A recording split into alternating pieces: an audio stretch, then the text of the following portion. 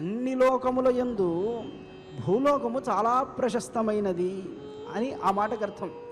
శ్రీమద్భాగవతమునందు కూడా ఈ మాట అంటారు, భూలోకములో ఉన్నట్టి వారు అందున భారతదేశమునందు ఉన్నట్టి వారు ఎంతో ధన్యులు కదా, వారిది గొప్ప జీవితము కదా అని ప్రశంసిస్తారు. సర్వజంతుషు మానుష్యం సర్వభూతానాం, పైగా అన్ని జంతువుల యందు మనిషిగా పుట్టడం అనేది చాలా గొప్ప విషయం అయ్యా. అన్ని జంతువుల యందు మనిషి అంటే మనం కూడా జంతువులమే, కాకుంటే జంతువులతో పోలిస్తే మనం 2 కాళ్ళ పశువులం, ఉన్నతమైనటువంటి వాళ్ళం.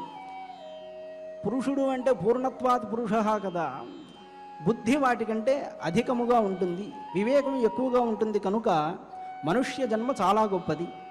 భుక్తి ముక్త్యాలయం శుభం, మరి ఈ భూలోకము భుక్తికి ముక్తికి కూడా ఆధారమైనటువంటిది, నివాసమైనటువంటిది. అతః సుకృతినాం లోకః న భూతో న భవిష్యతి, అందువలన ఇటువంటి పవిత్రమైనటువంటి లోకము ఇక మీదట లేదు, రాదు అని అర్థం, అంటే ఉండబోదు అని అర్థం. అంతటి గొప్ప భూలోకమయ్యా.